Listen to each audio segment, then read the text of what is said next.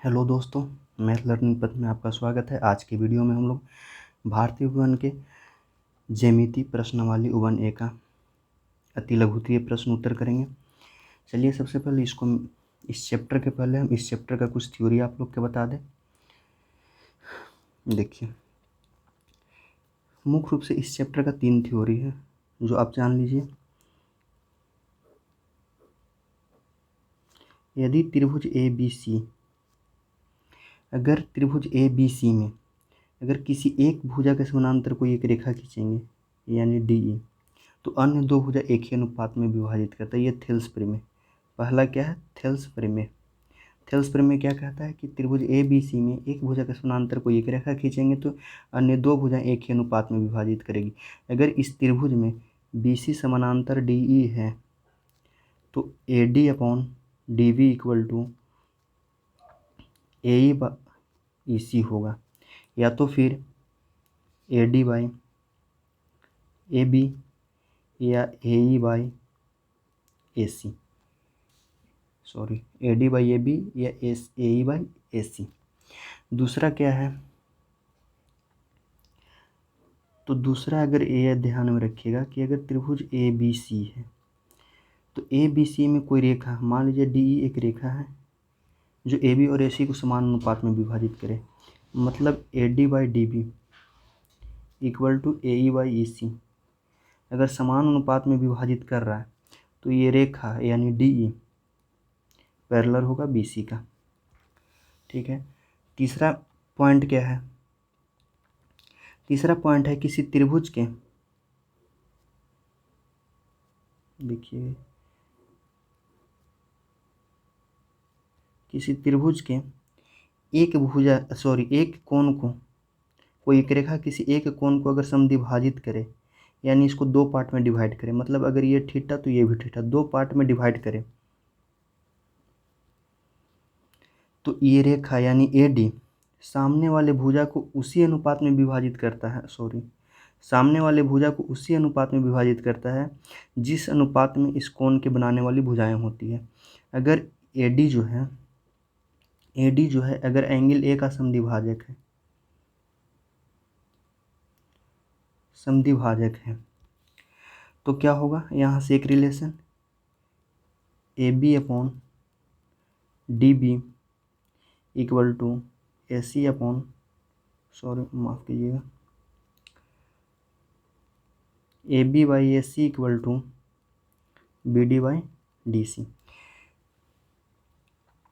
अगर इसी प्रकार अगर इसमें बाह्यता कोई समद्विभाजित करे, जैसे ये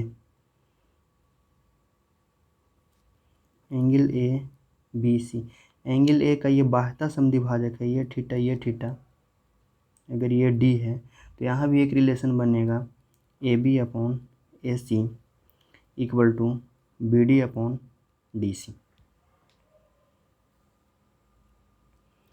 चलिए इसके बाद हम लोग आते हैं प्रश्नावली के जो कुछ क्वेश्चन है उस क्वेश्चन को सॉल्व करते हैं। देखिए सबसे पहला क्वेश्चन है कि नीचे के प्रत्येक चित्र में x का मान निकालिए यदि डी समानांतर बी सी है। देखिए पहला फिगर क्या कहता है, इसमें बी सी समानांतर डी ई है, यानी बी सी समानांतर क्या है? डी। तो थेल्स प्रमेय क्या कहता है? फिगर नंबर 1 ए में आइए। तो थेल्स प्रमेय क्या कहता है कि अगर एक भुजा के समानांतर कोई एक रेखा हो तो अन्य दो भुजाएं एक अनुपात में विभाजित होगी, यानी यहाँ से A D upon D B होगा equal to A E by Thales प्रमेय से A E by E C. तो ए डी का वैल्यू x है, डी बी इक्वल टू 16, यहाँ पे ये 34 है और ई सी कितना है? ए डी x है, डी बी 16 है, ए ई 34 है और ई सी 17 है, तो 2 और यानी x इक्वल टू 32, ये आपका आंसर हो जाएगा। बी में आइए, बी में क्या है? बी सी पैरेलल क्या है? डी। तो थेल्स प्रमेय क्या कहता है? थेल्स प्रमेय कहता है एक भुजा के समानांतर कोई एक रेखा खींचेंगे तो अन्य दो भुजाएं यानी ए डी बटा D B equal to A E by E C. यहाँ से ए डी एक्स है, डी बी एक्स प्लस 7 है, ये 9 है। लेकिन देखिए ये पूरा लेंथ 21 है और यहाँ से यहाँ 9th है, तो ई सी कितना हो जाएगा, तो 21 माइनस 9 यानी 12।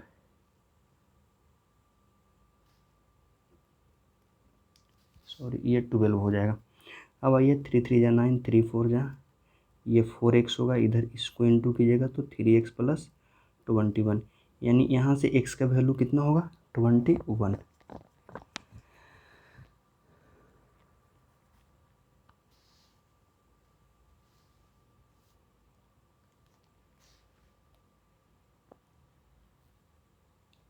क्वेश्चन नंबर सी में आइए।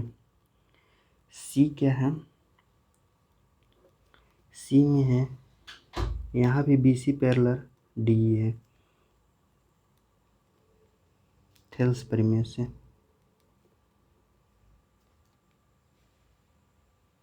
थेल्स प्रीमिस से, थेल्स प्रीमिस क्या होगा, तो A D by D B equal to A E by E C. यहाँ पे ए डी का वैल्यू एक्स है, ये 7.2 है, इक्वल टू 1.8 है, ये 5.4 है, पॉइंट से पॉइंट हटेगा, ये 3, यानी अगले लाइन में x इक्वल टू 7 पॉइंट ऊपर 2 जाएगा, ये 3, तो ये हो जाएगा 2.4। अब आइए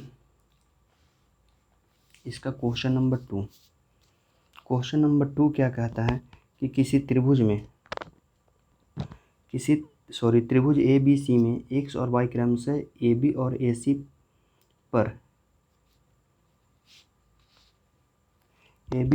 पर दो बिंदु हैं तथा X Y parallel. Question number 2 देखिए, त्रिभुज ए बी सी में एक्स और वाई क्रम से, यानी इस पे एक्स है और यहाँ पे वाई है, इस प्रकार है कि X Y parallel B C है और A X by X B का रेशियो दिया हुआ है। आपको दिया हुआ क्या है, तो A X ratio X B equal to 2:3, यानी कहें तो ए एक्स बट्टा एक्स बी इक्वल टू 2/3 दिया हुआ है। ठीक है, तो आप जानते हैं कि अगर ये पैरेलल ये है तो थेल्स प्रीमिस से क्या होगा, थेल्स प्रीमिस से ए एक्स बट्टा X B equal to A Y equal to Y C, इसका वैल्यू 2/3 है, इक्वल टू ए वाई बट्टा वाई सी, यानी A Y ratio Y C equal to 2:3, ये आपका आंसर होगा। हम लोग नेक्स्ट क्वेश्चन पे आते हैं। नेक्स्ट क्वेश्चन है, बगल की आकृति में A D equal to 2 centimetre दिया हुआ है, यानी ए डी इक्वल टू 2 दिया हुआ है, उसके बाद D B equal to 3 centimetre, D से भी 3 सेंटीमीटर दिया हुआ है, उसके बाद A E equal to 5 centimetre, A से ई 5 दिया हुआ है और बोला है कि डी ई पैरेलल है बी सी के, तो आप ई सी का वैल्यू निकालिए, यानी डी ई पैरेलल है बी सी का, तो थेल्स प्रीमिस से आप जानते हैं, थेल्स प्रीमिस से कि A D upon D B equal to A E by E C. A D का वैल्यू कितना दिया हुआ है 2, डी बी 3, ए ई कितना दिया हुआ है 5, ई सी निकालना है, तो अगले लाइन में ये क्या हो जाएगा, ई सी इक्वल टू 15/2 यानी 7.5। अब आइए नेक्स्ट क्वेश्चन पे। नेक्स्ट क्वेश्चन है, बगल के इसी चित्र में, यानी सॉरी चित्र भी दिखना चाहिए आप लोग को, बगल के इसी चित्र में ए डी अगर 3.9 है, चित्र बना लेते हैं हम लोग, ए बी सी डी और ई। अब बोला है कि ए डी 3.9 है और डी बी है 5, उसके बाद ए ई दिया हुआ है 3.6 और उसके बाद ई सी दिया हुआ है 2.4। आपको हम और पूछा है कि क्या डी ई जो है वो बी सी के पैरेलल है या नहीं है। तो आपको हम बताए थे कि अगर A D upon D B equal to A E by E C हो, अगर ये कंडीशन फॉलो करेगा तो हम कहेंगे कि बी सी है वो डी ई का पैरेलल है थेल्स प्रमेय के विलोम से। तो पहले ए डी का वैल्यू कितना दिया हुआ है 3.9 और डी बी कितना दिया हुआ है 5, उसके बाद ए सी कितना है 3.6 और बी सी ए ई 3.6 है, उसके बाद ई सी है 2.4। इसको हम लोग सॉल्व करते हैं। तो देखिए यहाँ पे आ रहा है 39/50 करेंगे और इधर आ रहा है 3/2, यानी ये इक्वल नहीं है। इसका मतलब है कि A D upon D B equal नहीं है। तो हम कहेंगे कि B C parallel D E के नहीं है, यानी ये पैरेलल नहीं है। अब आते हैं हम लोग नेक्स्ट क्वेश्चन पे। कहता है नेक्स्ट क्वेश्चन में, क्वेश्चन नंबर 2 में आइए, किसी त्रिभुज में किसी ए बी सी त्रिभुज में पी क्यू के समानांतर पी क्यू समानांतर है बी सी के। तो सबसे पहले एक फिगर बनाएंगे ए बी सी। इसमें बोला है कि पी क्यू जो है वो बी सी के समानांतर है। पी क्यू एक लाइन लेंगे जो बी सी के क्या होना चाहिए, समानांतर होना चाहिए। इसमें ए पी 2 सेंटीमीटर दिया हुआ है, ये 2 है। उसके बाद बी पी 6 सेंटीमीटर दिया हुआ है, ये 6 है। ए क्यू दिया है 4 सेंटीमीटर। ए सी का मान ज्ञात कीजिए। ए सी का मान आपसे पूछा है, अगर आप क्यू सी निकाल लीजिएगा तो ए सी निकाल लीजिएगा। देखिए बी सी इसमें पैरेलल है पी क्यू को, जब पैरेलल है तो थेल्स प्रमेय यूज कर लेंगे। तो थेल्स प्रमेय क्या होता है, थेल्स प्रमेय से A P upon P B equal to A Q by Q C. देखिए यहाँ पे पी क्यू का वैल्यू 2 दिया हुआ है, ए पी का वैल्यू 2 दिया हुआ है, पी बी का वैल्यू 6 है। यहाँ से ए क्यू 4 सेंटीमीटर है और क्यू सी कितना है, क्यू सी तो निकालना है, तो ये 3 हो जाएगा। क्यू सी इक्वल टू कितना हो जाएगा 12।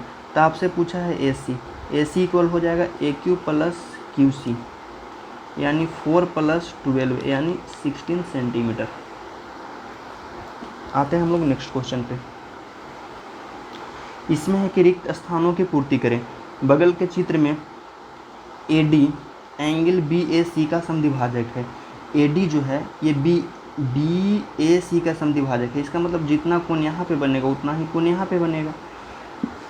तो आपको हम बताए थे कि अगर कोई रेखा किसी त्रिभुज की एक कोण को समान अनुपात में एक कोण को समद्विभाजित करें तो इसका रिलेशन क्या होता है। देखिए इसका रिलेशन होगा A B upon A C equal to B D upon D सी।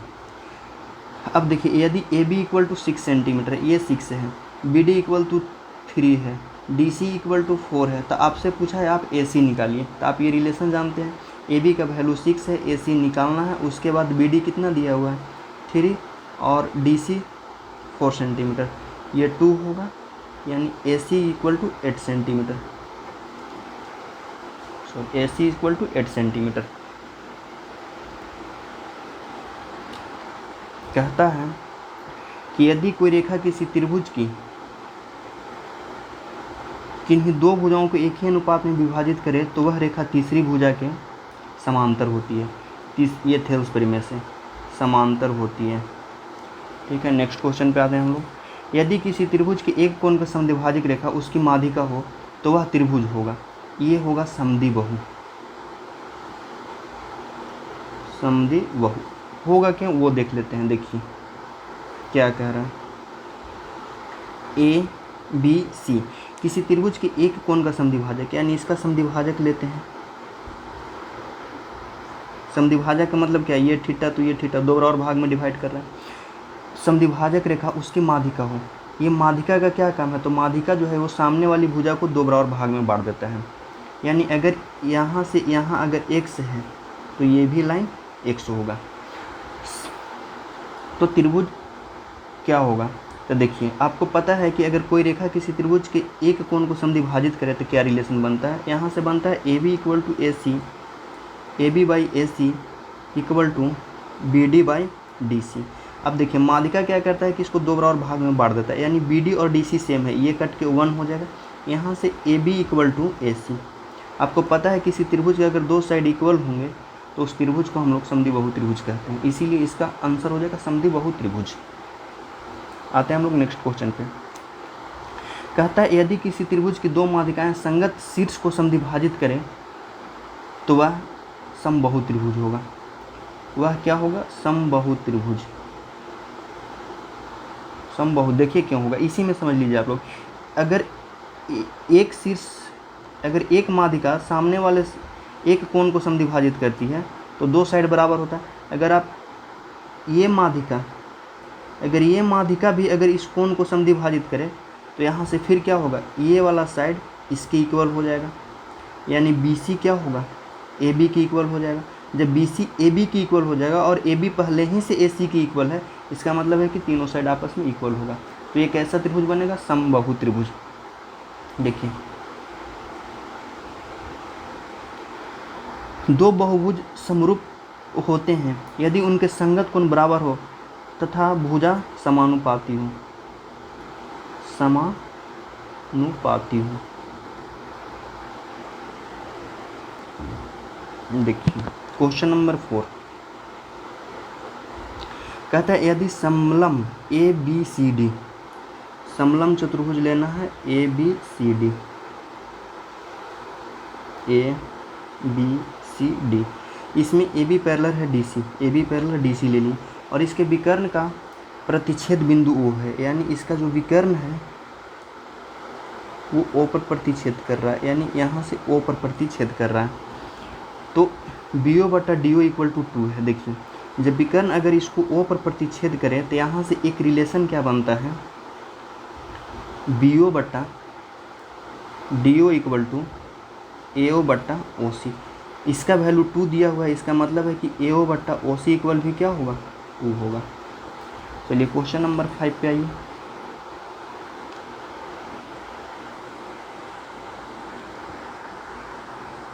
देखिए कहता है कि यदि चतुर्भुज ABCD, एक चतुर्भुज है, ये नहीं बोला है कि ये कौन सा चतुर्भुज है, ABCD, इसके विकर्ण एक दूसरे को O पर प्रतिच्छेद करते हैं, यानी इसके विकर्ण जो है एक दूसरे को O पर प्रतिच्छेद कर रहे हैं, ये O होगा। तो AB और DC, यानी आपको AB और ये DC में रिलेशन पूछा है। प्रतिच्छेद करने का कंडीशन क्या है? तो इसमें AO बट्टा OC इक्वल टू BO बट्टा OD है। देखिए यहाँ से हम एक लाइन ले लेते हैं,